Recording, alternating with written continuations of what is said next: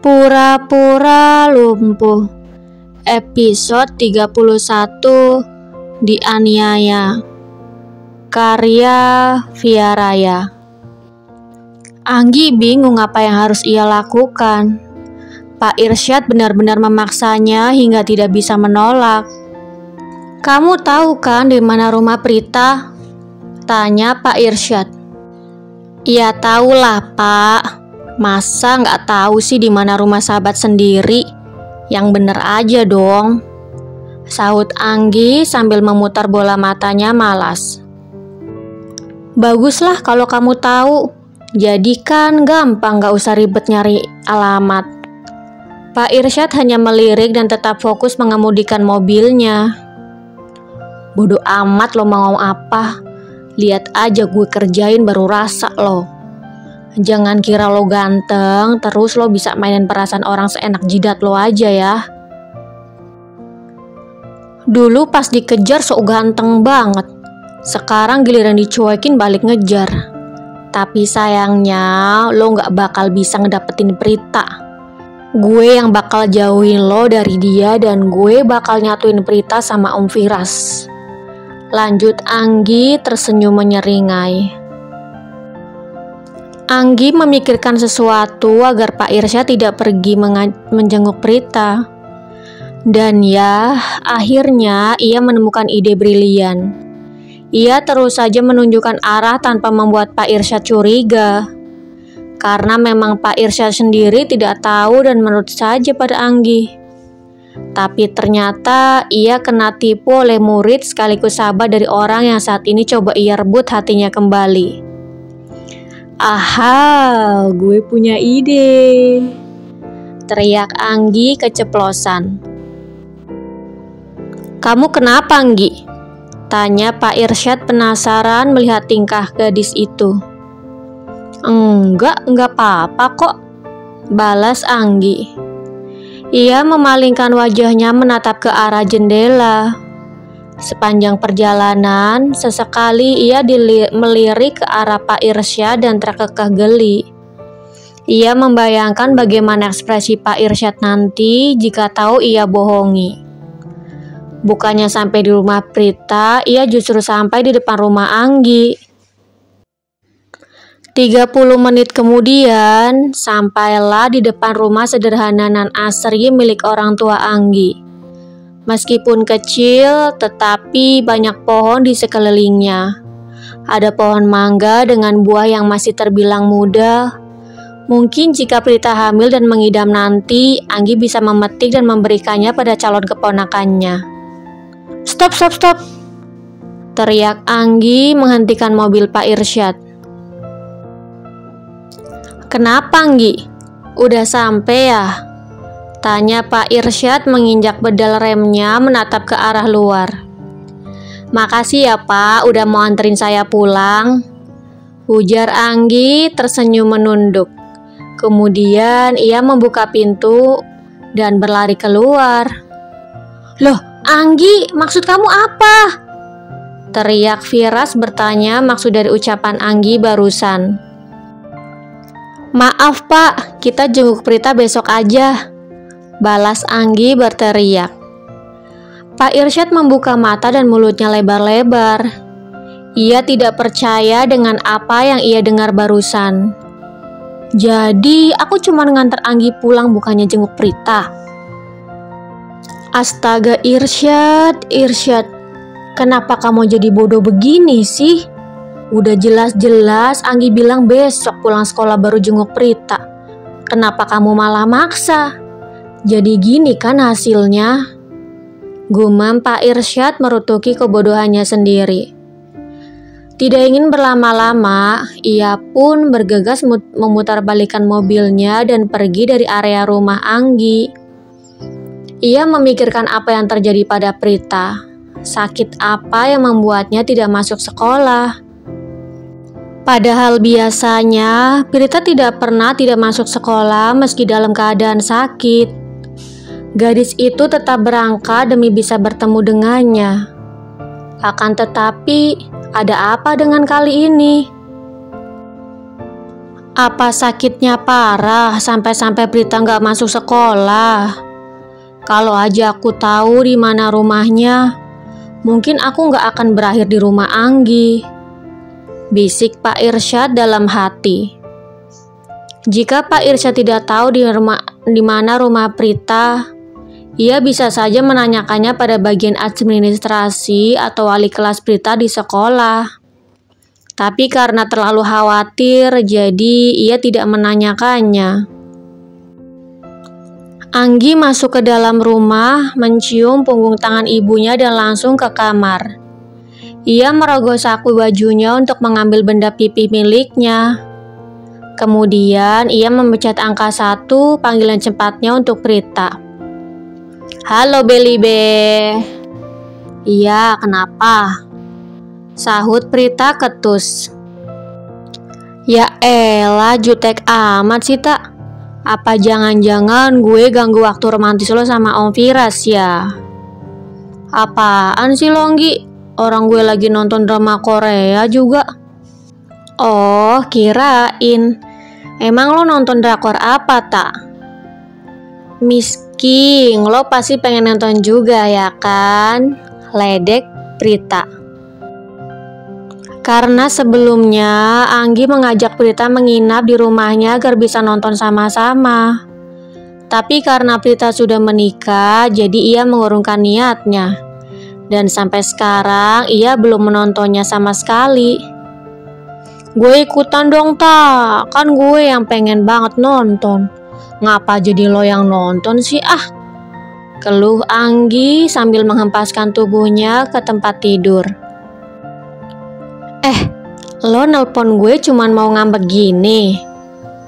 Ya sorry deh tak. Tadinya gue pengen tanya lo itu sakit apa, tapi malah ngelantur bahas drakor. Hehehe. Sahut Anggi terkekeh geli. Oh gitu. Gue sakit gara-gara disiksa sama Om Firas Gi semalaman. Prita memang tipe orang yang selalu berbicara tanpa berpikir lebih dulu. Jika kedua orang tuanya yang mendengar, mungkin mereka bisa salah paham dan memarahi Firas. Dianiaya gimana? Apa jangan-jangan Om Firas udah nembak lo, terus lo tolak makanya dia marah? Tanya Anggi penasaran dan mulai menebak-nebak. Bukan itu maksud gue Anggi. Udah ngomong sama lo gak nyambung. Gue maklumin aja deh, kalau masih kecil. Suwe lo tak. Iya dah, yang udah jadi istri, yang udah dewasa. Udah ntar gue ngeces lagi kalau denger lo cerita. Anggi mematikan teleponnya secara sepihak tanpa mendengar jawaban apapun dari Prita. Kebiasaan banget deh nih orang, asal matiin aja. Belum juga selesai ngomong gue udah dimatiin. Gumam Prita sambil melempar ponselnya ke sofa. Sementara Prita, ia sedang menggaruk kepalanya yang tidak gatal setelah menyadari keberadaan Firas di sampingnya. Ia menatap Firas dengan tatapan canggung. Ia lupa bahwa saat ini ia sedang bersama dengan Firas. Semua perkataannya sudah jelas didengar oleh suaminya. Ia mengalihkan pandangan ke arah televisi dan berpura-pura tidak terjadi apa-apa. Ia menyanyi menirukan soundtrack drama Miss King yang saat ini sedang ia tonton. Sedangkan Firas, ia hanya menggeleng-gelengkan kepalanya melihat tingkah absurd istri kecilnya. Prita menyanyi sambil sesekali melirik ke arah Firas dan tersenyum dengan manik mata yang menyipit. Setelah ia selesai menyanyi, Firas bertepuk tangan dan merangkul bahu Prita dari samping, mengacak rambut dan memberikan kecupan singkat di puncak kepala Prita. Nyanyinya udah? Tanya pria itu. Hehehe, udah om. Balas Prita sambil tersenyum miring. Ini bibir, kalau ngomong jangan suka sembarangan, kata Vira sambil mencubit bibir Prita gemas. Iya, maaf, kan cuman bercanda om, balas Prita menyesal. Bercanda. Kalau orang lain yang dengar terus nanggepinya serius gimana?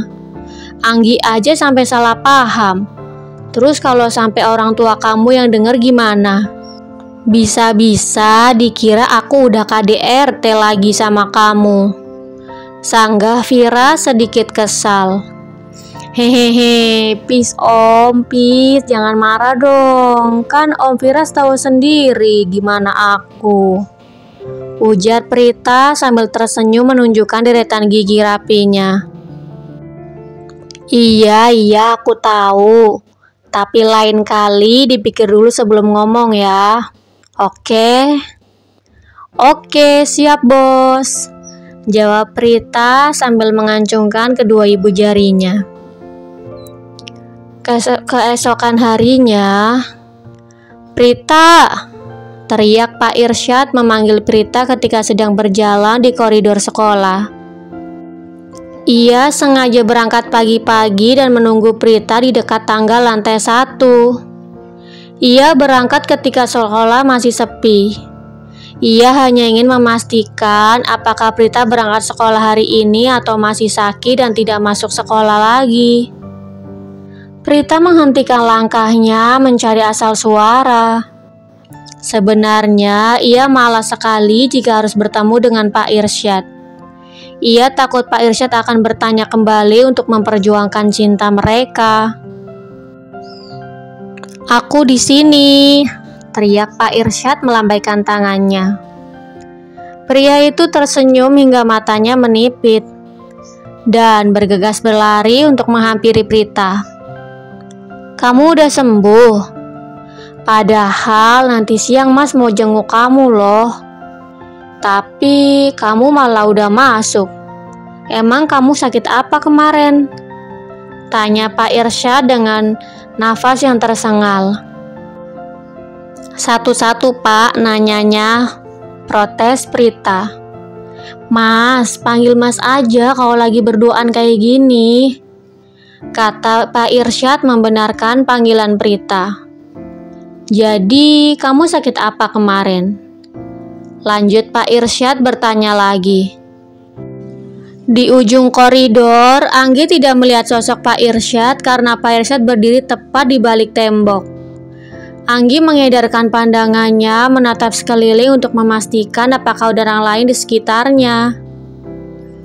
Maksud lo disiksa sama Om Firas itu apa tak? Tanya Anggi berteriak. Prita dan Pak Irsyad menoleh dan mendapati Anggi sedang berjalan ke arah mereka. Aduh Anggi, lo ngapain sih pakai teriak-teriak?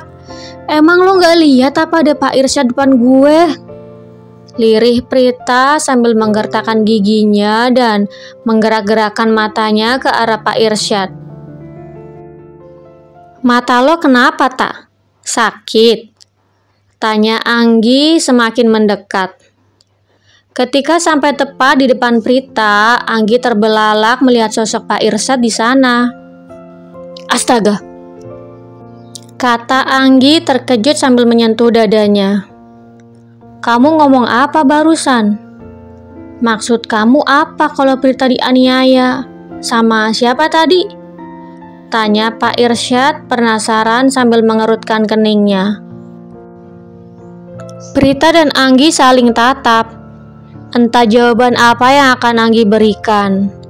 Namun saat ini jantung Prita sudah tidak bisa dikontrol lagi. Jika ia memiliki riwayat penyakit jantung, mungkin saat ini ia sudah dilarikan ke rumah sakit. Bersambung. Jangan lupa untuk like, komen, share, dan subscribe. Juga tekan tombol lonceng untuk mendapatkan notifikasi episode selanjutnya. Terima kasih.